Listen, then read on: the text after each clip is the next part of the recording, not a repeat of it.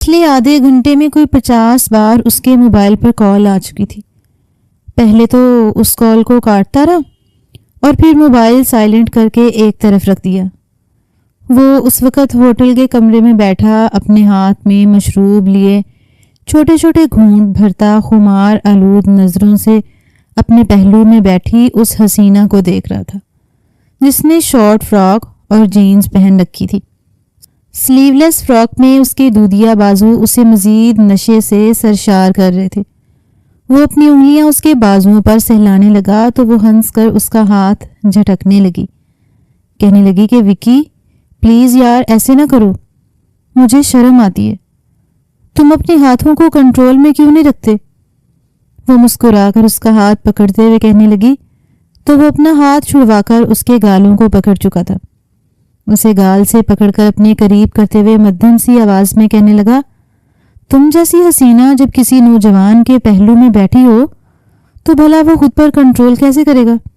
تم نہیں جانتی میں اپنے خیالوں میں تمہارے ساتھ کیا کچھ کرنے کو سوچ چکا ہوں۔ قسم سے اگر تم بھی مجھے اجازت دے دو تو میں تمہارے ساتھ وہ سب کچھ کر گزروں، اس کے بعد تم میرے اندر کھوس ہی جاؤ۔ اس بات پر وہ اپنے بالوں کو جھٹک کر ایک کندھے سے دوسرے کندھوں پر گرا دی، اپنی انگلی اپنے بالوں میں پھیرتے ہوئے دل فریب مسکراہٹ سجا کر کہنے لگی کہ اچھا ایسا بھی کیا کرو کہ تم میرے ساتھ میں تو تمہیں تمہاری حدود پار کرنے نہیں دوں گی۔ آج سمجھ آئی ہے، میں کچھ دیر تمہارے ساتھ وقت گزارنے کے لیے آیا ہوں، نہ کہ وہ سب کچھ کرنے کے لیے۔ یہ سن کر اس کا منہ بگڑا تھا۔ جلدی سے ایک گھونٹ میں کولڈ ڈرنک ختم کرنے کے بعد وہ گلاس کو میز پر رکھنے کے بعد کہنے لگا، یار ہر بار تمہیں یوں منانا پڑتا ہے جیسے پہلی مرتبہ۔ کہو اس سے پہلے کتنی مرتبہ ہم دونوں یہاں پر آ چکے ہیں، اسی کمرے میں، ہمیشہ سے ہم ایک دوسرے کے ساتھ قربت کے لمحات گزارے ہیں، مگر ہر بار تم یوں ہی ضد کرتی ہو جیسے آج ہی مجھ پر اپنا آپ مارنے لگی ہو۔ وکی اسے کندھے سے پکڑ کر کہتا ہوا اس کے مزید قریب ہو کر بیٹھا تو وہ بھی ہنسنے لگی، ہنس کر کہنے لگی کہ تم جانتے نہیں ہو مجھے کتنا سرور ملتا ہے، کتنا اچھا لگتا ہے جب تم جیسا شخص بار بار مجھے پانے کی خاطر میری منتیں کرتا ہے، میرے ترلے کرتا ہے۔ یقین مانو وہ عورتیں خود کو خوش نصیب محسوس کرتی ہیں جن کی خاطر مرد اس قدر پاگل ہو جاتے ہیں۔ موبائل سائلنٹ پر تھا لیکن سامنے ٹیبل پر پڑا تھا۔ ایک مرتبہ پھر جب اس کی سکرین جگمگائی اور سکرین پر نیلم کا نام جگمگایا تو اسے الجھن محسوس ہونے لگی، کہنے لگی تم کال اٹھا کیوں نہیں لیتے؟ بار بار کالز آ رہی ہیں، دیکھو ایسی ڈسٹربنس ہوتی ہے، میں پھر اپنے آپ کو تمہارے لیے تیار نہیں کر پاتی، میرا فوکس ہٹ جاتا ہے۔ پلیز تم پہلے اپنے مسائل سلجھاؤ۔ کون ہے یہ نیلم جو تمہیں بار بار کالز کر رہی ہے؟ اس مرتبہ تو اسے بھی بہت غصہ آیا تھا۔ فون اٹھا کر کان سے لگائے اور اگلے ہی پل چلا کر بولا کہ کیا مصیبت ہے، کیا موت کا فرشتہ دیکھ لیا؟ بار بار کالز کیوں کر رہی ہو؟ یار میں ایک ضروری میٹنگ میں بیزی ہوں، 2-3 گھنٹوں سے پہلے فارغ نہیں ہونے والا، سمجھ نہیں آتی؟ صبح بتا کر تو آیا تھا، آج میری ایک خاص کلائنٹ کے ساتھ بہت ہی ضروری میٹنگ ہے۔ ادھر وہ فون کو چلا رہا تھا لیکن جہاں وہ نیشا کو دیکھ کر اس کے مزید قریب ہو چکا تھا، دوسری جانب فون پر ہچکیاں بن چکی تھیں۔ وہ روتے ہوئے کہہ رہی تھی کہ پلیز جلدی آئیے، میں کب سے آپ کو کالز کر رہی ہوں، میرے بابا کی طبیعت بہت زیادہ خراب ہے، پلیز ہمیں کچھ بھی سمجھ نہیں آ رہی کہ کیا کریں، بابا بے ہوش ہو گئے ہیں، پلیز وکاس جلدی کریں۔ نیلم کی روتی ہوئی آواز سن کر وکاس کے چہرے پر بھی سنجیدگی سی آئی تھی، کہنے لگا کیا ہوا ہے انکل کو؟ وہ روتے ہوئے کہنے لگی کہ پتہ نہیں وہ اچانک سے بے ہوش ہو گئے، مجھے کچھ سمجھ نہیں آ رہی میں کیا کروں، یہاں پر تو کوئی گاڑی بھی نہیں ہے، پلیز آپ جلدی آ جائیے، ڈاکٹر کے پاس لے کر جائیں، پتہ نہیں کیا ہو گیا۔ اس کو فون میں پیچھے سے بھی رونے کی آوازیں آ رہی تھیں۔ نیلم کافی پریشان دکھائی دے رہی تھی مگر وکاس کو تو جیسے کوئی پرواہ نہیں تھی۔ کہنے لگا بے ہوشی طاری ہو گئی ہوگی، کولیسٹرول لیول بڑھ گیا ہوگا، ابھی کل ہی تو میں نے ان کو انکل منور کے بیٹے کے ولیمے پر دیکھا تھا، بریانی قورمہ کھایا ہوگا، ویسے تو ان کو کھانے کو گھر میں ملتا جو نہیں ہے، اب کر لی بدہضمی تو یہی ہونا تھا. میں تو میٹنگ میں بزی ہوں, 2-3 گھنٹے سے پہلے نہیں آنے والا. پھر بھی دیکھتا ہوں ڈرائیور کو بھیج دیتا ہوں. نیلم روتے ہوئے کہہ رہی تھی کہ ہیلو وکاس, فون بند مت کرنا پلیز, آپ خود آ جائیے. میرے باپ کی جان سے بڑھ کر آخر آپ کے لیے کیا ہو سکتا ہے. لیکن تب تک وکاس کال کاٹ چکا تھا. فون سے باہر آتی رونے کی آوازیں تو نشا بھی سن چکی تھی. کہنے لگی کہ کیا ہو گیا؟ نیلم, آئی تھنک یہ تمہاری بیوی ہے نا, وہ رو رہی ہے. اگر انکل کی طبیعت زیادہ خراب ہے تو تم جاؤ, اس وقت تمہاری انہیں ضرورت ہو سکتی ہے. ہم پھر کبھی مل لیں گے. نشا بھی آخر کو ایک عورت تھی, اپنے سینے میں حساس دل رکھتی تھی. وہ جانتی تھی کہ وہ ایک شادی شدہ مرد کے ساتھ تعلقات قائم کرتی آئی ہے, لیکن پھر بھی اس کے باپ کی خراب طبیعت کا سن کر اسے بھی بے چینی سی ہونے لگی تھی. مگر وکاس کو ان سب کی پرواہ کہاں تھی. وہ اس کا ہاتھ پکڑ کر بیڈ کی طرف لے جانے لگا. کہنے لگا کہ تم کن معاملات میں پڑی ہو, ایک کان سے سن کے دوسرے سے نکالو. مجھے بس تمہارے ساتھ وقت گزارنا.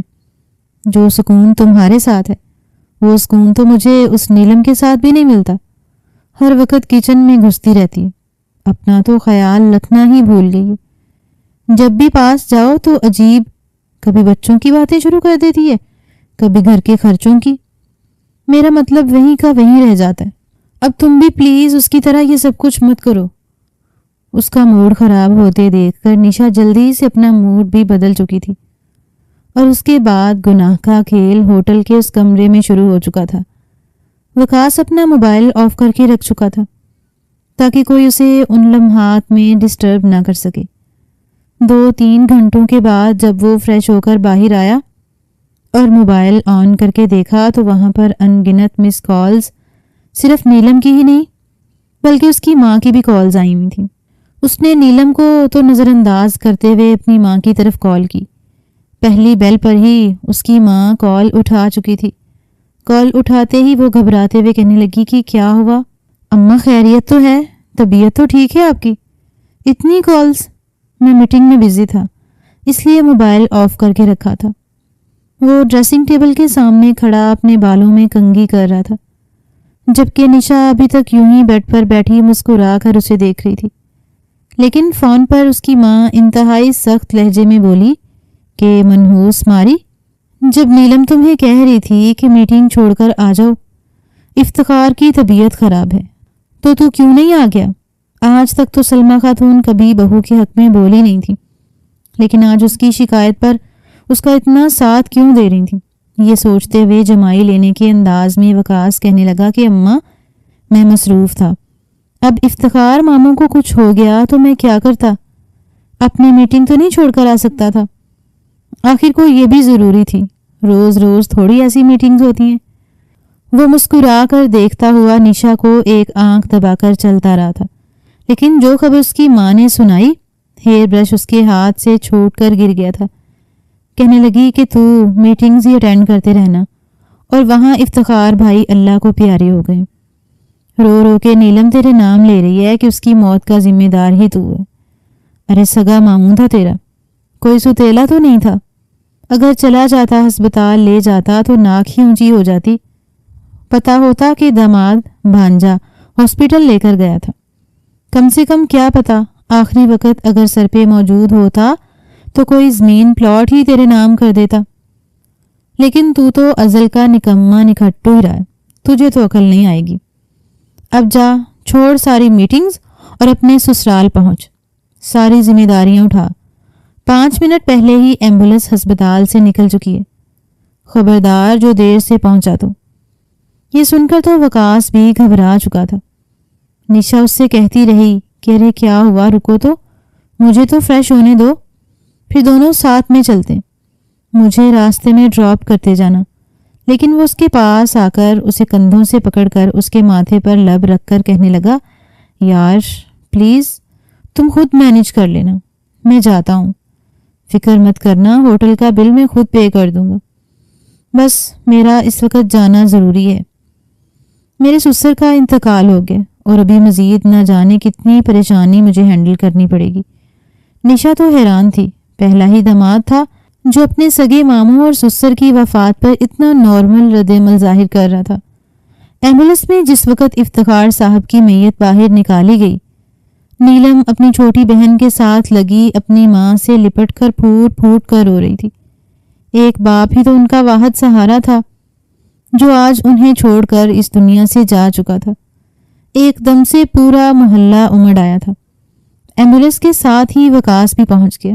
دھاڑے مار مار کر روتے ہوئے کہنے لگا، ہائے میرے ماموں مر گئے، آپ تو بالکل میرے باپ جیسے تھے۔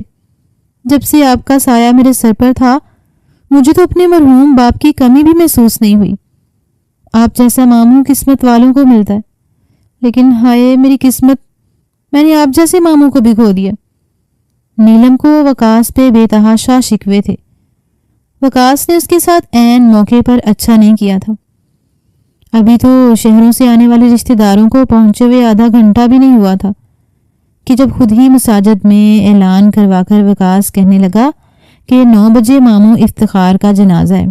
یہ سن کر تو ماں بیٹیاں تڑپ اٹھی تھیں، کہنے لگیں کہ نہیں اتنی جلدی جنازہ نہیں ہو سکتا، ہمیں تو جی بھر کر دیکھنے تو دو، دوبارہ شکل دیکھنا تو روز محشر ہی نصیب ہوگی۔ لیکن افتخار کی میت کو دیکھ کر وکاس کہنے لگا کہ ممانی جان سمجھنے کی کوشش کریں، ماموں جان بیماریوں کی زد میں آ کر مرے، اور ایسے مریضوں کو زیادہ دیر تک رکھنا نہیں چاہیے، ورنہ کچھ اونچ نیچ ہوگی تو جانتے تو ہیں خاندان والوں کو، جتنے منہ اتنی باتیں ہوں گی۔ دیکھیں تو صحیح، میت نیلی پڑتی جا رہی ہے، جیسے توبہ استغفار پتہ نہیں انسان نے کتنے بڑے بڑے گناہ کر رکھے ہوں۔ میں اپنے ماموں کی تذلیل ہوتے ہوئے تو نہیں دیکھ سکتا۔ حبیبہ نے جب اپنے داماد کے منہ سے سنے الفاظ تو اس کا دل 2 ٹکڑے ہونے کو تھا۔ نیلم نے کھا جانے والی نظروں سے وکاس کو دیکھا، کہنے لگی، یہ کیسی باتیں کر رہے ہیں آپ؟ مگر وہ عورتیں تھیں، پہلے ہی رو رو کر ادموئی ہو چکی تھیں، آخر کیا کر سکتی تھیں؟ سب کچھ ہینڈل کرنا تو وکاس نہیں تھا۔ جس وقت نماز جنازہ کے لیے میت کو گھر سے اٹھایا جانے لگا، اسی وقت دھاڑے مارتی ہوئی سلمہ گھر میں داخل ہوئی تھی۔ روتے ہوئے آ کر جنازے پہ گر گئی، کہنے لگی، ہائے میرا بھائی مجھے چھوڑ کر چلا گیا۔ ارے تم جیسے بھائیوں سے تو بہنیں آباد رہتی ہیں، بڑے مان ہوتے ہیں تم جیسے بھائیوں پر۔ اپنی بہنوں کو اکیلا چھوڑ کر میری زندگی اجاڑ کے چلا گیا۔ میرے بھائی کاش میں تیرا منہ دیکھ سکتی، مگر کیا کروں، تیری موت کی خبر ملی تو ہسپتال پہنچ گئی، 4 ڈرپس اور انجیکشنز لگے، تب جا کر اتنی ہوش آئی کہ یہاں تک آ سکوں۔ عورتیں سلمہ کو دیکھ کر چامکھوئیاں کر رہی تھیں، صاف ظاہر تھا کہ وہ ڈرامے کر رہی۔ کبھی ایک عورت دوسرے کے کان میں کہنے لگی کہ رے جب بھائی زندہ تھا تب بھائی کی کلیجی کو کون سی ٹھنڈک پہنچانی تھی اس نے، جو کچھ شک کرتی رہی ہے، ہم سے بھولا ہوا تھوڑی نہ، گلی میں کھڑے ہو کر وہ ویلا مچایا تھا اس نے، اپنے بھائی پر ایسے ایسے الزام لگائے تھے، توبہ توبہ، ہم تو بیان بھی نہیں کر سکتے۔ جانے والا تھا جا چکا تھا، اور منو مٹی تلے دفن بھی ہو گیا، مگر حبیبہ اپنی دونوں بیٹیوں نیلم اور عائشہ کو اپنے سینے سے لگا کر ایک جانب کو بیٹھی پھوٹ پھوٹ کر رو رہی تھی۔ انہیں تو اپنا مستقبل بالکل تاریک دکھائی دے رہا تھا۔ ان کا تو کوئی بیٹا بھی نہیں تھا کہ جس کا سہارا انہیں ہوتا، کہ آگے جا کر اس گھر کا مرد ہوگا، ان کی حفاظت کرے گا۔ کتنے ہی خیالات تھے جنہیں سوچ کر وہ رو رہی تھی۔ فیروزی رنگ کا جوڑا پہن رکھا تھا اور سفید چادر سر پر رکھی تھی۔ ایک جانب کو عورتوں کے ساتھ بیٹھی سلمہ نے جب حبیبہ کو ان کپڑوں میں دیکھا تو اگلے ہی پل محلے کی عورتوں کے ساتھ آ کر کہنے لگی کہ بھابھی تم پر اب یہ رنگ جچتے نہیں ہیں، تم میرے بھائی کی بیوہ ہو چکی ہو، جاؤ جا کر کالے لباس پہن کر آؤ، آج کے بعد تمہیں میں ان رنگ برنگے کپڑوں میں نہ دیکھوں، پتہ نہیں میرے بھائی کی روح کو کتنی تکلیف ہوگی۔ اس نے سب سے پہلے تو اپنی بھابھی کے کانوں سے سونے کی بالیاں اتروائی تھیں۔ نیلم اور عائشہ کو تو ہوش ہی نہیں تھی کہ اپنی پھپھو سے وہ بالیاں لے کر لاکر میں رکھ سکتی۔ سلمہ نے وہ سب کچھ اتروا کر اپنے بیگ میں رکھ دیا تھا اور خود بھابھی کو لے جا کر اسے سادے کپڑے پہنا دیے۔ دھیرے دھیرے وقت یوں ہی گزرنے لگا۔ نیلم تو مہمانوں کی تعزیت وصول کر رہی تھی، वही बार बार खा जाने वाली नज़रों से वकास को भी देख रही थी। उस रोज़ लोगों का रश कम था। अब बाकी वफात को 12 दिन बीत चुके थे। जब दिन के वक़्त वकास वहां पर आया, एक अंगड़ाई लेकर आया और आकर नीलम के पास बैठ गया। नीलम तो अभी भी बैठी अपने अब्बा की तस्वीर देखकर रो रही थी, जबकि वकास बेड पर लेटकर उसकी पीठ पर हाथ सहलाने लगा। कहने लगा, नीलो, घर कब जाना है? नीलम ने जब अपने शौहर को अपने साथ यूं रोमांटिक होते देखा तो अगले ही पल उसका हाथ अपनी कमर से हटा दिया। उसको नज़रअंदाज करने के बावजूद वकास ने उसकी कमर पर दोबारा अपने हाथ टिका दिए और फिर एक बाजू अपने सर के नीचे रखते हुए कहने लगा, अरे यार, बहुत सर में दर्द हो रहा है, तुम घर चलो, तुमसे अपने सर का मसाज करवाऊंगा। मेरी तो सारी रूटीन खराब होकर रह गई है। ना तो मैं वक़्त पर सो पा रहा हूँ, ना उठ पा रहा हूँ।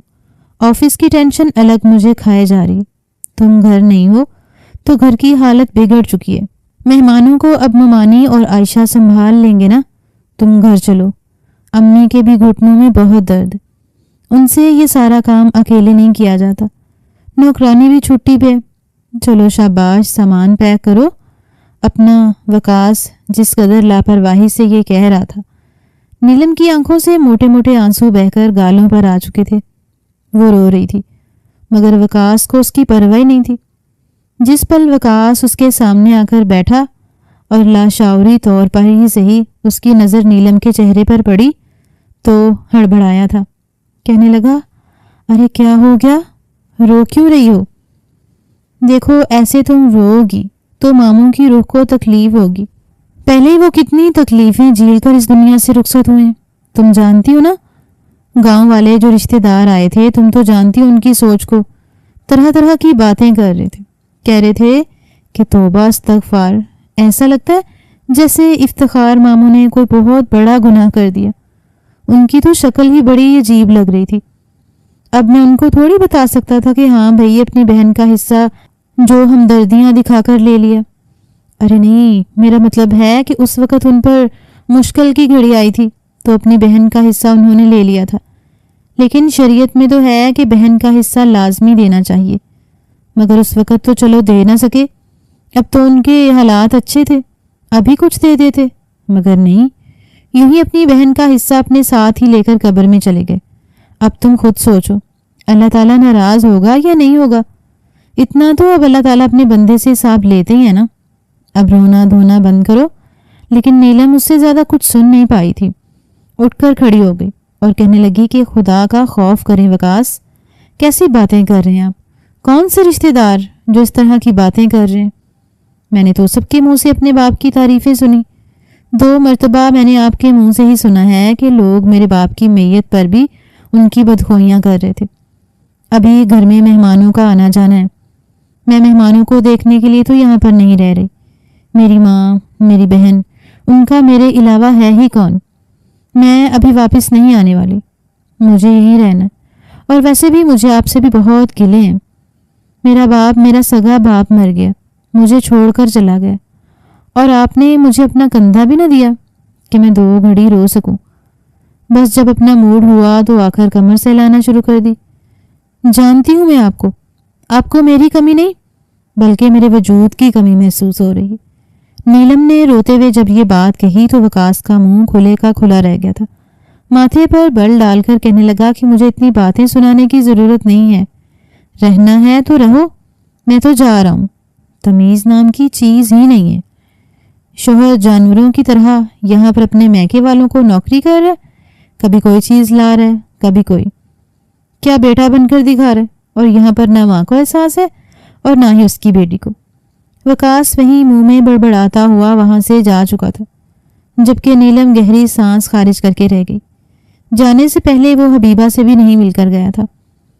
अपनी बेटियों को यूं कमरे में बैठकर रोते देखकर वो उसकी तरफ आईं। कहने लगी, बेटा सब ठीक तो है? ये वकास इतना परेशान क्यों दिखाई दे रहा था? कहीं कोई बात हुई है?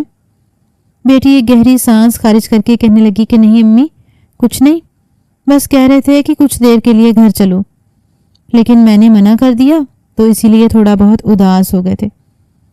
हबीबा तो बार बार अपनी बेटी से कहने लगी कि अच्छा बेटा جاؤ گھر سے چکر لگاؤ، دکھ تو وہ ہے جو ہمارے دلوں میں اب مرتے دم تک رہے گا، لیکن تم اپنے شوہر کو ناراض مت کرو۔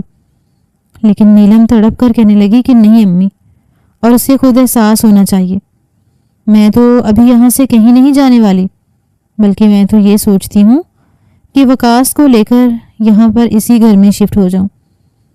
میں آپ کو اور عائشہ کو اکیلا نہیں چھوڑ سکتی، یا آپ ہمارے ساتھ وہاں پر چلیے، یا پھر ہم یہاں پر آپ کے ساتھ رہنے کے لیے آ جائیں گے۔ حبیبہ ایک گہری سانس خارج کر کے کہنے لگی نہیں، سلمہ آپا کبھی بھی اس بات پر راضی نہیں ہوں گی۔ تم اپنے گھر میں خوش رہو، اپنا گھر بساؤ، جن کا کوئی نہیں ہوتا ان کا خدا تو ہوتا ہے۔ ان 3-4 دنوں میں ایک مرتبہ بھی وقاص نے کال کر کے کچھ بھی پوچھنے کی کوشش نہیں کی تھی، نہ ہی نیلم اس سے بات کرنا چاہتی تھی۔ وہ اس وقت بھی فرش پر بچھی ہوئی چٹائی پر بیٹھی ہوئی ماضی کے پنوں کو کھولنے لگی، جس پر اس کی اور وقاص کی نئی نئی شادی ہوئی تھی۔ کتنی محبت کرتا تھا وقاص اس سے، اس کے بغیر ایک پل نہیں رہ سکتا تھا۔ شادی کے بعد کئی ماہ تک تو وہ اسے بالکل شہزادیوں جیسا رکھتا رہا۔ جس قدر محبت اور رومانس کا دیوانہ وقاص خود تھا، ویسے ہی اس نے نیلم کو بھی کر دیا تھا۔ ارے واہ، آج تو بڑی اچھی خوشبو آ رہی ہے، کیا بن رہا ہے کھانے میں؟ جیسے ہی وہ گھر میں داخل ہوا تو اپنا بیگ صوفے پر پھینکتا سیدھا کچن کی طرف آیا تھا۔ سردیوں کی شروعات ہوتے ہی ہلکی پھلکی بارش بھی شروع ہو چکی تھی، اور ایسے میں بھینی بھینی مٹی کی خوشبو اور کچن سے آنے والی خوشبو اسے سیدھا کچن کی طرف کھینچ لائی تھی۔ جیسے ہی کچن میں داخل ہوا تو سامنے ہی نیلم چولہے کے آگے کھڑی گرما گرم پکوڑے نکال کر پلیٹ میں رکھ رہی تھی۔ اس سے پہلے کہ وہ چولہا بند کر کے پیچھے ہٹتی، وقاص اسے اپنے حصار میں لے چکا تھا، اپنا سر اس کے کندھے پر ٹکاتے ہوئے آنکھیں موند کر اور پھر سرگوشی نما انداز میں اس کے کانوں میں کہنے لگا، ارے آج تو موقع بھی ہے اور دستور بھی، قسم سے بڑا دل کر رہا تھا کہ کچھ نمکین کھانے کو مل جائے، تم نے تو دل خوش کر دیا۔ یوں سے اپنے ساتھ جھولتا دیکھ کر نیلم تھوڑی شرمائی تھی، جھٹ سے اپنے وجود پر سے وقاص کے ہاتھوں کو جھٹکنے لگی، کہنے لگی یہ کیا کر رہے ہیں آپ، چھوڑے مجھے۔ وقاص اسے مزید اپنے قریب کرتا ہوا پلیٹ سے گرما گرم پکوڑا اٹھا کر منہ میں ڈالتے ہوئے کہنے لگا، کیوں، جائز بیوی ہو میری، نکاح کیا تم سے، تھوڑا بہت رومانس بھی نہیں کر سکتا؟ ابھی وہ اسے اپنے حصار میں لیے اس سے پہلے کہ اس کے گالوں پر اپنے لب رکھ دیتا، دروازے پر گلا کھنگارنے کی آواز آئی تھی۔ آواز سنتے ہی تیزی سے وقاص پیچھے ہٹا، کہنے لگا، السلام علیکم امی جان، جبکہ وہ گھور کر وقاص کو دیکھ کر کہنے لگی، کوئی شرم و حیا ہے کہ نہیں؟ یہ کچن ہے، تم لوگوں کا کمرہ نہیں جو اس طرح کی حرکتیں شروع کی ہوئی ہیں۔ یہ بھی نہیں سوچا کہ گھر میں ماں موجود ہے، کچن میں آ سکتی ہے۔ بجائے اپنے بیٹے کو کچھ کہنے کے وہ نیلم کو آڑے ہاتھوں لے چکی تھی۔ جلدی جلدی سے پکوڑے فرائی کر کے وہ باہر آئی تو وقاص سیدھا اپنے کمرے میں جا چکا تھا، مگر جانے سے پہلے یہ اشارہ ضرور کر کے گیا تھا کہ کمرے میں آؤ، تم سے ضروری بات کرنی ہے۔ گرما گرم پکوڑے پلیٹ میں نکالنے کے بعد وہ چائے کا کپ اور پکوڑے لے کر کمرے میں پہنچی تھی۔ ابھی اس نے ٹیبل پر رکھا ہی تھا کہ وقاص اسے فوراً اپنے حصار میں لے چکا تھا۔ اس کا رخ اپنی جانب موڑ کر اپنے ہاتھ اس کی گردن پر رکھ کر اس کے کان میں سرگوشی انداز میں کہنے لگا، قسم سے جب سے ہماری شادی ہوئی نا، میں بتا نہیں سکتا کتنا کھوتا چلا جا رہا ہوں میں تم میں۔ ایسے 100 سال مزید بھی مل جائے نا تو میں تمہارے ساتھ اتنا رومانس کروں گا کہ تم تھک جاؤ گی، رونے لگ جاؤ گی، لیکن پھر بھی میں تمہیں نہیں چھوڑوں گا۔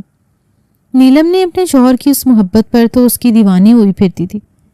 کہتی ہے کہ وہ عورتیں تو خوش نصیب ہوا کرتی ہیں جن کے شوہر اتنے رومانٹک اور ان سے اتنی محبت کرنے والے ہوتے ہیں۔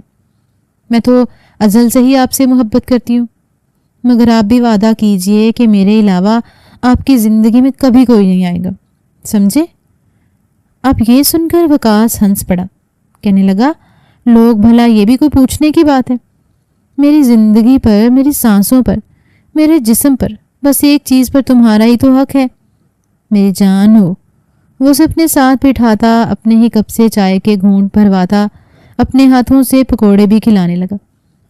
پچھلے منظر یاد کر کے نیلم کے چہرے پر ایک پھیکی سی مسکراہٹ آئی تھی۔ کیونکہ ان لمحات کو جیسے وہ ترس ہی چکی تھی۔ ایک طویل عرصہ گزر چکا تھا۔ پہلے پہل تو وہ سمجھ رہی تھی کہ اس بدلاؤ کے پیچھے اس کی پھوپھو کا ہاتھ ہے۔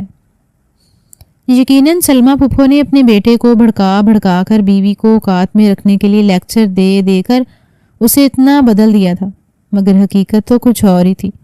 وہ تو اس بات سے بالکل ہی انجان تھی کہ اس کا شوہر دوسری عورت کے ساتھ راتیں رنگین کرتا ہے۔ وہ بیٹھی ابھی سوچ ہی رہی تھی کہ جب موبائل پر رنگ ٹون بجی۔ اسکرین پر اتنے دنوں بعد وقاص کا نمبر جگمگاتا دیکھ کر بغیر دیری کیے نیلم فون کان سے لگا گئی۔ اسے کہاں خبر تھی کہ بہت بڑا بم اس پر پھٹنے والا ہے۔ تو کیا ہو گیا؟ مرنے والا تو مر گیا، اب کیا مرنے والے کے ساتھ ہم بھی قبر میں اتر جائیں؟ اپنے شوہر کے منہ سے یہ سن کر اس کے وجود میں ایک زلزلہ آیا تھا۔ آنکھوں میں آنے والے آنسوؤں کو وہ روک نہ سکی۔ کہنے لگی، یہ کیسی باتیں کر رہے ہیں آپ؟ ہوش میں تو ہیں؟ میرے باپ کی قبر کی مٹی ابھی تک نہیں سوکھی، ہماری آنکھوں میں آنسو اور ابو کے جانے کا دکھ کتنا ہے آپ اندازہ بھی نہیں کر سکتے، اور آپ اس طرح کی باتیں کیسے کر سکتے؟ وہ جتنی حیران ہوتی اتنا ہی کم تھا، مگر مقابل شخص اتنی بیزاری سے کہنے لگا، دیکھو تمہاری مرضی ہے، اگر اس گھر میں واپس آنا چاہتی ہو تو اماں نے تو صاف صاف شرط رکھی ہے، جب تک تم اپنے حصے کا پلاٹ اور پیسے لے کر نہیں آتی تمہیں اس گھر میں داخل نہیں ہونے دیں گے۔ نیلم تو جتنی حیران ہوتی اتنا کم تھا۔ بے یقینی سے وہ سامنے دیوار پر لگی اس تصویر کو دیکھ رہی تھی جس میں اس کے والد مسکرا کر دیکھ رہے تھے۔ وہ تو سچ جانے بغیر ہی مر چکے تھے۔ اگر آج ان پر ان کی بہن کی اصلیت کھلتی تو شاید وہ جیتے جی ہی مر جاتے۔ شوہر کی یہ بات سن کر نیلم فون رکھ چکی تھی۔ نیلم کا کوئی بھائی نہیں تھا جو اپنی ماں اور بہنوں کا سہارا بنتا۔ ایک پلاٹ ہی تھا جو بچا تھا، مگر نیلم وہ پلاٹ لے لیتی تو اس کی بہن کی شادی کیسے ہوتی؟ وہ تو پہلے سوچ چکی تھی کہ اپنے ماں باپ کے حالات دیکھتے ہوئے یہ پلاٹ بیچ دے تاکہ بہن کا جہیز بنایا جا سکے۔ اسے یوں بوکھلایا ہوا دیکھ کر عائشہ اس کے پاس آئی، کہنے لگی کہ کیا ہوا، خیریت تو ہے؟ ایسے سہمی ہوئی کیوں کھڑی ہو؟ کیا وقاص بھائی نے پھر سے کوئی بات کر دی؟ وہ تو اتنے دنوں سے یہاں پر آئے بھی نہیں۔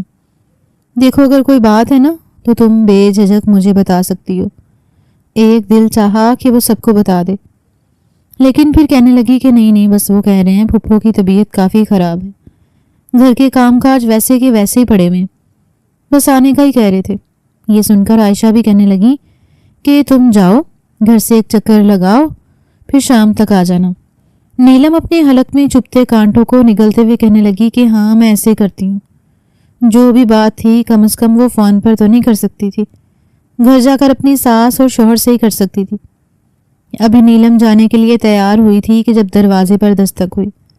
عائشہ نے دروازہ کھولا تو ظفر گھر میں داخل ہوا تھا۔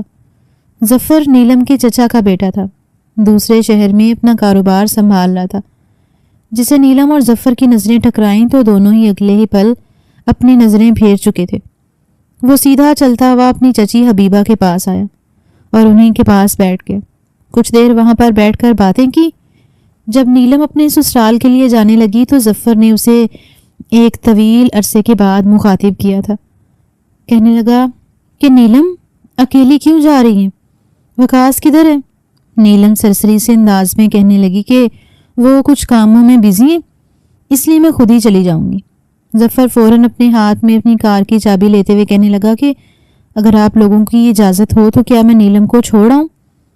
حبیبہ تو فوراً کہنے لگی کہ ہاں بیٹا چھوڑ آؤ، یہ کہاں رکشے اور ٹیکسیوں کے دھکے کھاتی پھرے گی، ایسے مجھے بھی تسلی رہے گی کہ تمہارے ساتھ گئی ہے۔ نیلم انکار کرنے لگی، لیکن اپنی ماں کے کہنے پر مجبوراً اسے ظفر کے ساتھ اس کی گاڑی میں بیٹھنا ہی پڑا۔ چہرے پر کئی رنگ آ کر گزر رہے تھے۔ ایک پل کو وہ ہر ایک چیز سے بیگانی صرف ظفر کے ہی بارے میں سوچنے لگی تھی۔ اس کے ساتھ گزرے ہوئے ماضی کے وہ وقت اسے شرمندہ کر رہے تھے۔ 5 منٹ تک تو دونوں کے بیچ کسی بھی طرح کی کوئی بات نہیں ہوئی، لیکن اس کے بعد گلا کھنگار کر ظفر خود گہری سانس خارج کر کے کہنے لگا کہ چاچو کے جانے کا بہت دکھ ہے مجھے ان کی اچانک اس ناگہانی موت کا بہت دکھ ہے۔ کاش میں اس وقت شہر نہ گیا ہوتا، یہی ہوتا تو انہیں بر وقت ہسپتال لے جاتا، उन पर कभी भी ये नौबत ना आती। नीलम गहरी सांस खारिज करके कहने लगी कि शायद उनकी मौत ऐसे ही लिखी थी। जफर ने एक मरतबा फिर नीलम से कहा कि नीलम, तुम वकास के साथ खुश हो ना? इस बात पर नीलम ने नजरें उठाकर उसे देखा था, जो उसी को ही देख रहा था। नीलम फौरन नजरें चुरा गई थी। कहने लगी कि इससे आपको क्या ऐसे सवाल करने का जवाब ही क्या बनता है? प्लीज़, अगर आपने मुझसे इसी तरह के सवालों जवाब करने हैं और कुछ देर बाद माजी को बीच में घसीट कर लाना है तो आप मुझे यहीं उतार दें। मैं खुद अपने घर चली जाऊंगी। जफर तो पछताया था कि आखिर इसने ये बात कही क्यों। अगले पल गाड़ी की स्पीड ज़रा तेज़ करते हुए कहने लगा कि अरे नहीं, सॉरी, मेरा वो मतलब नहीं था। मैं तो बस ऐसे ही आपसे पूछ रहा था। मगर नीलम इंतहाई खुरदरे लहजे में कहने लगी कि वैसे या जैसे, पूछने की भी आपको बिल्कुल ज़रूरत नहीं है। आप अपने कैरियर पर फोकस कीजिए और मुझे अपनी ज़िंदगी पर फोकस करने दीजिए। वो चुप हो चुका था। घर तक का फासला बिल्कुल खामोशी के साथ कटा था। मगर नीलम को यह भी बुरा लग रहा था कि उसे जफर के साथ इस कदर बदतमीजी से नहीं बोलना चाहिए था। लेकिन वो करती भी क्या? आज से 1 साल पहले जफर ने उसके साथ जो किया था वो भी गलत ही था। उसका ससुराल आया तो वो गाड़ी से उतरी। जफर को झूठे मुंह से ही अंदर आने का कहा, लेकिन जफर इनकार कर गया कि नहीं, मुझे काम है, मैं जाता हूँ। नीलम घर के अंदर गई तो वो भी गाड़ी चलाता हुआ अपने घर की जानिब आने लगा, लेकिन आंखों में बहुत कुछ चुभ रहा था। ऐसी चुभन, ऐसा दर्द कि आंखों से आंसू बहने लगे। एक गहरी सांस खारिज करके उसने जोर से मुक्का स्टीयरिंग पर मारा। कहने लगा कि काश जितना मजबूत मैं अब हूं उस वक्त भी हो जाता तो चाचू जान मेरे हक में बेहतर फैसला कर जाते। मैं नीलम को बहुत खुश रखता। जितनी खुशियां मैं नीलम को देता शायद कोई ही दूसरा दे पाता। लेकिन अगर वो वकास के साथ खुश है तो मैं कभी भी उन दोनों के बीच में नहीं आऊंगा। इतना कहकर वो बाहर के मनाजर देखता खुद को उनमें महसूस करने लगा। अपने ही ध्यान में बगैर इत्तला दिए नीलम घर आई थी। उसे लगा था कि घर का माहौल भी बिल्कुल सोगवार होगा। जिस तरह उसकी सास धाड़े मार मार कर उसके बाप की मैयत पर और फिर ताजियत पर आने वाली औरतों के सामने रोया करती थी, अभी भी उनकी हालत ऐसी ही होगी। वो तो रो रो कर सूख कर कांटा हो चुकी होंगी। लेकिन घर में दाखिल होते ही सामने कमरे से आने वाली आवाज़ें सुनकर उसके कदम ठटके थे। एक पल को उसके पूरे वजूद में करंट सा दौड़ गया। बगैर आवाज़ पैदा किए चलती हुई कमरे तक आई थी। कमरे का दरवाज़ा खुला हुआ था और वो दूर से ही वो मंजर अच्छे तरीके से देख सकती थी। सामने सोफे पर वकास बैठा हुआ था। टेबल पर चाय के साथ कई लवाजमात पड़े हुए थे। बेड पर सास बाल खोल कर बैठी, साथ उन्होंने हाथ फेर कर अपने बालों के बारे में कुछ बता रही थी और हंस हंस कर वकास को कुछ कह रही थी। मगर ये तीसरा कौन था वकास के साथ? वो तीसरा कौन था जिसके कंधे पर वकास ने हाथ रखा हुआ था? और तीनों इस कदर मगन थे कि नीलम के आने की उन्हें खबर ही नहीं हुई। नीलम कदम कदम उठाती हुई इस कमरे तक आई। सबसे पहले तो सलमा ने पलट कर उसकी जानिब देखा। चेहरे की तो रंगत उड़ी थी। जबकि वहीं वकास ने जब अपनी माँ को बौखलाए हुए देखा तो नीलम की जानिब देखा, तो तीसरा शख्स भी उसी पल नीलम पर वाज़े हो चुका था। उसके हाथ से उसका मोबाइल उसके हाथ से छूटकर नीचे ज़मीन पर गिरा था। ये तो एक लड़की थी, बाल खुले, जीन्स और शर्ट पहने, इंतहाई मॉडर्न किस्म की लड़की जो टांग पर टांग चढ़ाए वकास के पहलू में बैठी थी। ये मंजर देखकर नीलम कमरे में दाखिल हुई और कहने लगी, कौन है ये लड़की वकास? कौन है ये लड़की और आपके साथ ऐसे क्यों बैठी हुई है? क्या रिश्ता है आपका इससे? आज तक मैं आपके साथ कभी पुप्पो के सामने नहीं आई। ये तो हमें हाथ में हाथ डाला देखकर भी चिल्ला उठती थी, शोर मचाती थी, मेरी माँ की तरबियत पर उंगली उठाती थी। लेकिन ये गैर लड़की कौन है जो आपके पहलू में बैठी हुई और हंस हंस कर बातें कर रही? मैं पूछती हूँ, कौन है ये लड़की? नीलम का तो पारा हाई हो चुका था।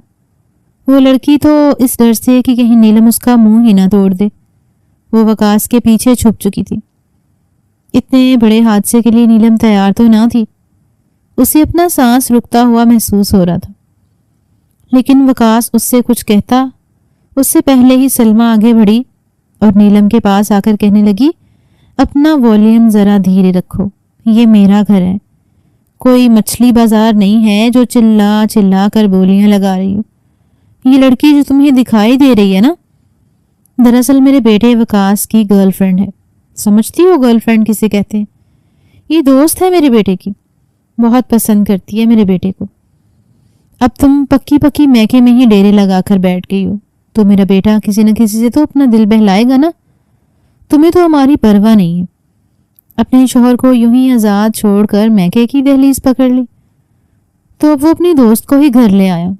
وقاص ہڑبڑا رہا تھا جبکہ نیشا اس کے پیچھے چھپی تھی. وہ بھی یہ بات سن کر بے یقینی سے نفی میں سر ہلانے لگی. کہنے لگی کہ نہیں، یہ سچ نہیں ہو سکتا.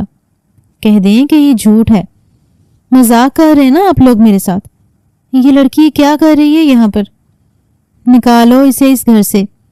یہ میرا گھر ہے. وقاص پر میرا حق ہے. وقاص میرا شوہر ہے. نیلم نے جیسے ہی آگے بڑھ کر اس لڑکی کو پکڑنا چاہا، وقاص درمیان میں آ گیا. کہنے لگا، نیلم حد میں رہو اپنی. یہ ہماری مہمان ہے، میری اچھی دوست ہے، اور میں تمہیں کوئی حق نہیں دیتا کہ تم اس کے قریب ہو کر اسے کوئی بھی نقصان پہنچاؤ. نیلم چیخ چیخ کر رونے لگی تھی. رو رو کر کہہ رہی تھی کہ وقاص آپ نے مجھے دھوکہ دیا ہے.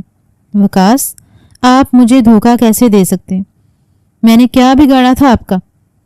نیشا تو وہاں سے فوراً اپنا موبائل اور بیگ لے کر بھاگ چکی تھی، لیکن وہ چیخ چیخ کر رو رہی تھی، یہاں تک کہ سلمیٰ نے بھی اس کے منہ پر تھپڑ دے مارا کہ رونا بند کرو، محلے والوں کو اکٹھا کر لینا ہے، لوگ سمجھیں گے پتہ نہیں کوئی فوتگی ہو گئی ہے ان کے گھر. مگر وہ روتے ہوئے اٹھی اور جا کر وقاص کا گریبان پکڑ لی. کہنے لگی، بتاؤ کیا ہے یہ سب کچھ؟ کیوں دھوکہ دے رہے ہو مجھے؟ یہ لڑکی تمہارے اتنے قریب کیسے آ سکتی ہے؟ ابھی تک تمہارے وجود سے اس کے پرفیوم کی خوشبو آ رہی ہے. تم اتنا کیسے گر سکتے ہو؟ سلمیٰ الگ چلا رہی تھی کہ ہائے ہائے، شوہر کو گریبان سے ہی پکڑ لیا، کیسی عورت ہے تو. لیکن وہ صرف اس وقت وقاص کے منہ سے سچ سننا چاہتی تھی. وقاص اس کے دونوں ہاتھ پکڑ کر بڑے پیار سے کہنے لگا کہ نیلم، تم اس وقت صرف اور صرف ڈپریس ہو، اس لیے تم زیادہ سوچ رہی ہو. یہ صرف اور صرف تمہاری آنکھوں کا دھوکہ ہے، اس سے زیادہ کچھ بھی نہیں. وہ میری ایک اچھی دوست تھی اور میری ماں کے پاس تعزیت کرنے کے لیے آئی تھی. میری بیوی تم ہو، بس اس کا ماحول ایسا ہے، وہ ذرا ایسے ہی آزاد ماحول کی عادی ہے، اس لیے میرے ساتھ بیٹھی تھی. غلط مت سوچو. وہ ابھی اسے سمجھا ہی رہا تھا کہ نیلم کی آنکھوں کے سامنے اندھیرا آنے لگا اور وہ چکرا کر وہیں گر چکی تھی. فوراً وقاص اسے ہسپتال لے کر گیا. ڈاکٹر نے سب سے پہلے تو یہ بتایا تھا کہ ان کا بلڈ پریشر بہت زیادہ ہائی ہو چکا ہے. پھر اس کے ساتھ ساتھ یہ بھی کہنے لگے کہ مبارک ہو، آپ باپ بننے والے. جس پل وقاص اور سلمیٰ نے یہ سنا تو دونوں کے ہی ماتھے پر بل پڑ چکے تھے. کہنے لگے کہ اس منحوس نے تو مجھے کوئی اولاد چاہیے ہی نہیں تھی. دیکھ حالت اس کی کیسی سوکھی ہے، بے ڈھنگی سی ہوتی جا رہی. باپ کیا مرا ہے، اس کا تو حسن بھی ختم ہو کر رہ گیا. مجھے مطلب صرف جائیداد سے ہے. تیری شادی تو میں اس لڑکی سے ہی کرواؤں گی. کیا نام ہے اس کا؟ ہاں، نیشا سے. تیرے ساتھ وہی جچتی ہے. بس چپ چاپ فارغ کروا. وہ دونوں ہسپتال میں ہی کھڑے ہو کر اس طرح کی باتیں کر رہے تھے. لیکن وقاص نے اپنی ماں کو کندھے سے پکڑا اور کہنے لگا کہ میری بھولی اماں، کھا کھا کر موٹی تو ہو گئی، لیکن اپنے اس موٹے دماغ میں یہ چھوٹی چھوٹی باتیں بھی بٹھا لو. اگر ایسے اچانک ہم نیلم کے ساتھ اپنا رویہ بگاڑ دیں گے تو ہمارے ہاتھ کچھ بھی نہیں آئے گا. اپنا رویہ اس کے ساتھ ٹھیک رکھو، تبھی تو حصہ ملے گا نا. صرف تمہارا، بلکہ میں تو نیلم کے حصے میں آنے والی جائیداد بھی ہتھیانے کے چکر میں ہوں. اس کے بعد ان تینوں ماں بیٹیوں کو کر دیں گے فارغ. بھلا ہمارے کس کام کی؟ سلمیٰ نے جب اپنے بیٹے کے دماغ کی کھچڑی سنی تو مسکرا اٹھی تھی. اپنے بھائی سے اس نے نہ کبھی محبت کی تھی اور نہ ہی اسے اس کی اولاد یعنی نیلم سے محبت تھی۔ جس پل نیلم کو ہوش آیا تو اسے شدید درد محسوس ہو رہا تھا۔ پورا بدن درد سے ٹوٹ رہا تھا۔ ایسے لگ رہا تھا جیسے اس کو چیر پھاڑ کر رکھ دیا گیا۔ اسے سسکتے ہوئے نرس کہنے لگی کہ مجھے بہت تکلیف ہو رہی۔ کیا ہوا ہے؟ چونکہ وکاس نے پیسے دے رکھے تھے اس لیے وہ تو بات کو آ گئی، مگر جب نیلم نے خود رپورٹس میں یہ پڑھا کہ اس کا مس کیریج ہو گیا تو ایک اور ستم اس پر ٹوٹ پڑا تھا۔ روتے ہوئے یہ کہنے لگی کہ نہ جانے مجھے اور کیا کچھ برداشت کرنا ہوگا۔ تبھی وہاں پر سلمہ داخل ہوئی۔ نیلم کو اپنے سینے سے لگا لیا، اسے تسلیاں دینے لگی۔ وہی وکاس بھی رو رہا تھا، کہنے لگا کہ بس ہمیں خوشخبری ملی بھی تو کب جب اتنا بڑا حادثہ ہو گیا۔ تم بلا وجہ پریشان ہو رہی ہو، ایسا کچھ بھی نہیں ہے، میں صرف اور صرف تمہارا ہوں۔ چکنی چپڑی باتوں میں لا کر وہ اس کا بچہ ضائع کروا کر گھر لا چکا تھا۔ دوسری طرف اس نے اپنی ماں کو کال کر کے بتا دیا تھا کہ وہ 2 دن تک ان کی طرف چکر لگائے گی۔ انہیں خود پر گزری قیامت کے بارے میں اس نے نہیں بتایا تھا۔ اپنی ساس اور شوہر کی اتنی فقط اور خیال رکھنا دیکھ کر نیلم کا دل بھی ان کے لیے صاف ہو گیا۔ وہ سمجھنے لگی کہ شاید یہ اس کی غلط فہمی تھی، اپنے باپ کی موت کی وجہ سے پریشان تھی اور بلا وجہ ہی غلط سوچ رہی تھی۔ جیسے اس کی طبیعت کچھ بحال ہونے لگی تو وکاس اس کے قریب آ چکا تھا۔ اس کے ساتھ ایک مرتبہ پھر انتہائی رومانوی انداز میں محبت بھری باتیں کرنے لگا۔ وہ رات اس نے نیلم کے ساتھ یادگار بنائی تھی۔ اس کا روم وہ تڑپا چکا تھا۔ پھر مسکرا کر اس کا سر اپنے سینے پر رکھنے کے بعد کہنے لگا کہ دیکھو نا میری جان، میں نہیں چاہتا کہ کسی بھی طرح کا فساد ہو، لیکن اب تم کل جب اپنے میکے جاؤ گی تو اپنی ماں سے کہنا کہ تمہیں تمہاری وراثت کا حق دے دیں، اور میری ماں کی وراثت کا حق جو بنتا ہے وہ بھی انہیں دے دیں۔ میں چاہتا ہوں کہ اپنے کاروبار میں انویسٹ کروں، کیونکہ پچھلے 1 ماہ میں مجھے بہت زیادہ نقصان ہوا ہے۔ ماموں کی موت پر میں خود دھیان نہیں دے پایا، اور ویسے بھی میں اپنے اس کاروبار کو بڑھانا چاہتا ہوں، اس میں تمہارا بھی تو حصہ ہوگا۔ یہ سن کر نیلم تھوڑی متبذب سی ہوئی تھی، کہنے لگی کہ میں ایسے کیسے کر سکتی ہوں؟ میرے نام پر جو پلاٹ ہے میں تو الٹا سوچ رہی ہوں کہ وہ میں بیچ کر امی کو پیسے دے دوں تاکہ اس سے وہ عائشہ کی شادی کروا سکے۔ آخر کو ہم ہی بڑے ہیں اس کے، ہم نے تو سوچنا ہے۔ رہی بات پھوپھو کے حصے کی تو میرے والد نے انہیں اپنی زندگی میں ہی آبائی زمین دے دی تھی، لیکن بات کو ٹال مٹول کرتے ہوئے وکاس کہنے لگا کہ ارے نہیں، وہ زمین تو بنجر تھی، کسی کام کی نہیں تھی۔ اس کے علاوہ بھی ان کا ایک حصہ شہر والی زمینوں میں ہے جہاں پر تمہاری امی اور بہن رہ رہی ہیں، اور اگر تم اپنی وراثت اپنی بہن کے نام کر دو گی تو خود کیا رکھو گی؟ سب کچھ تم نے اپنی چھوٹی بہن کو ہی دینا ہے، تو تمہارے حصے میں کیا آئے گا؟ اس وقت تو نیلم چہرہ دوسری طرف موڑ کر سو چکی تھی، لیکن اگلی صبح تو ساس نے اور وکاس نے اس کا جینا حرام کر دیا۔ وہ جب بھی اس کے پاس آ کر بیٹھتی بار بار اس سے یہی بات کی جاتی کہ وہ جائے اور جا کر اپنے ماں باپ سے بات کرے، کیونکہ اگر ہم نے بات کی تو معاملہ کورٹ تک جائے گا۔ جب اس نے وکاس کے بدلتے تیور دیکھے تو اس سے 2 ٹوک لہجے میں کہنے لگی کہ میں ایسا کبھی بھی نہیں کروں گی، سمجھے آپ؟ وہ میرا حصہ ہے، آپ کو اس سے کیا؟ میں لوں یا نہ لوں، آپ کو تکلیف ہی کیا ہے؟ لیکن جواب میں وکاس نے اسے جو دھمکی دی تھی، نیلم مجبور ہو گئی، کہنے لگی کہ اچھا اگر یہ بات ہے تو پھر تمہیں میری زندگی سے بھی کوئی فرق نہیں پڑنا چاہیے، میں چاہے تم پر سوکن لا کر بٹھا دوں۔ رات کے کھانے پر میرا انتظار مت کرنا، میں نشا کے ساتھ کھا کر ہی آؤں گا، اور اگر موڈ بن گیا تو اس کے ساتھ اس کے گھر بھی چلا جاؤں گا۔ یہ الفاظ سن کر تو نیلم غصے سے آنکھ بھگولا ہوئی تھی، اندر ہی اندر بے بسی محسوس کر رہی تھی۔ کہنے لگی کہ خبردار وکاس، بہت محبت کرتی ہوں میں آپ سے، آپ میرے علاوہ کسی کو بھی اپنی زندگی میں شامل نہیں کریں گے۔ میں بات کروں گی امی سے، لیکن دوبارہ آپ اس طرح کے الفاظ اپنے منہ سے نکالیے گی نہیں۔ نیلم کو اپنا گھر بسانا تھا، وہ کسی بھی طرح وکاس کی نظروں میں خود کو ختم ہوتا نہیں دیکھ سکتی تھی۔ اس روز جب وہ اپنے میکے گئی تو پہلے ہی عائشہ کے ہونے والے سسرال والے وہاں پر آئے ہوئے تھے، جن کا کہنا تھا کہ وہ اگلے مہینے میں ہی عائشہ کو رخصت کر کے لے جانا چاہتے ہیں، بدلے میں کچھ نہیں چاہتے بس عائشہ بیٹی ان کے حوالے کر دی جائے۔ لیکن اس کے باوجود امی نے یہی کہا تھا کہ وہ اسے خالی ہاتھ روانہ نہیں کریں گی، بلکہ کچھ نہ کچھ دے کر ہی بھیجیں گی۔ یوں اپنی ماں کو تھوڑا پریشان دیکھ کر نیلم نے کہہ دیا کہ امی، میرے حصے کا جو پلاٹ ہے میں چاہتی ہوں کہ اسے بیچ کر ہم عائشہ کو جہیز دے دیں اور کچھ رقم آپ کے نام پر بھی بینک میں ٹرانسفر کروا دوں۔ حبیبہ تو اپنی بیٹی کو منع کرنے لگی، لیکن وہ اسے بات پر آ چکی تھی کہ نہیں، مجھے کچھ نہیں چاہیے، بس آپ چھوٹی کو عزت سے رخصت کرنا۔ یہی بات جب اس نے فون پر وکاس کو بتائی تو وہ ہتھے سے اکھڑ چکا تھا۔ فون پر ہی چلانے لگا، صاف صاف الفاظ میں کہنے لگا کہ میں تمہیں اب اس گھر میں نہیں رکھوں گا، سمجھی تم؟ میں آج ہی نشا کے ساتھ دوسری شادی کروں گا، دیکھتا ہوں کون روکتا ہے مجھے۔ جب تم جیسی غریب ہمارے کسی کام آ ہی نہیں سکتی تو ہم کیوں رکھیں؟ تم سے شادی تو کی ہی میں نے اس لیے تھی تاکہ وقت آنے پر اپنی ماں کا اور تمہارے حصے پر قابو ہو سکوں، لیکن جب یہی سب کچھ تم دینے کو تیار نہیں ہو تو تمہارا فائدہ ہی کیا؟ ایک دم سے موسم جیسے رنگ بدلتے ہیں۔ شوہر کی بات سن کر مزید نیلم اپنے آپ پر قابو نہ رکھ سکی اور پھوٹ پھوٹ کر رونے لگی۔ جس پل وہ رو رہی تھی عین اسی پل وہاں پر ظفر بھی آیا تھا، جو دینے تو مہینے بھر کا راشن آیا تھا، لیکن نیلم کو روتا دیکھ کر کمرے میں چلا آیا۔ وہ نیلم سے پوچھنا چاہتا تھا کہ وہ فون پر کس سے بات کر رہی ہے اور اتنا رو رہی ہے۔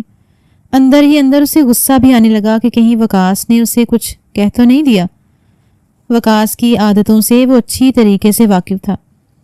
شروع سے ہی ظفر کو وکاس اچھا بھی نہیں لگتا تھا، لیکن اس وقت وہ اسے کچھ کہہ ہی نہ پایا کیونکہ باہر حبیبہ چچی موجود تھیں۔ اس وقت تو سامنے گلی میں ہی اپنے گھر میں چلا گیا، لیکن تھوڑی دیر بعد جب دوبارہ آیا تو نیلم ابھی بھی آنکھوں میں آنسو لیے کچن میں کام کر رہی تھی۔ ظفر موقع پا کر سیدھا کچن میں اس کے پاس ہی آ گیا اور کہنے لگا کہ میں پوچھ سکتا ہوں تم کس بات پر رو رہی تھی؟ بتاؤ کیا مسئلہ ہے، کیا پریشانی ہے؟ چچا کے بعد اس گھر کی ذمہ داری اٹھانے کا فیصلہ میں نے کیا۔ چلو کوئی ماضی کا رشتہ نہ صحیح، لیکن تم مجھے اپنا کزن مان کر ہی تو کچھ بتا سکتی ہو۔ بتاؤ کیا بات ہے، کس بات نے تمہیں اتنا پریشان کیا؟ اس سے پہلے کہ نیلم کچھ بولتی ظفر آگے بڑھ کر اس کے کندھے پر ہاتھ رکھ چکا تھا۔ عین اسی پل گھر میں وکاس داخل ہوا، جو آیا تو دو ٹوک بات کرنے، کھری کھری سنانے کو تھا، لیکن کچن کے کھلے دروازے سے اپنی بیوی کو ظفر کا ہاتھ پکڑے دیکھ کر وہیں سے تالیاں بجانے لگا۔ کہنے لگا شاباش، یہی امید تھی، بالکل یہی امید تھی مجھے تم سے۔ تم جیسی لڑکی یہ سب کچھ کرنا تو جانتی ہے۔ شوہر نے ادھر طلاق کی بات کی نہیں کہ تم نے پرانے یار سے رشتے ناتے بڑھانا بھی شروع کر دیے۔ بڑھاؤ، شاباش، اور بڑھاؤ۔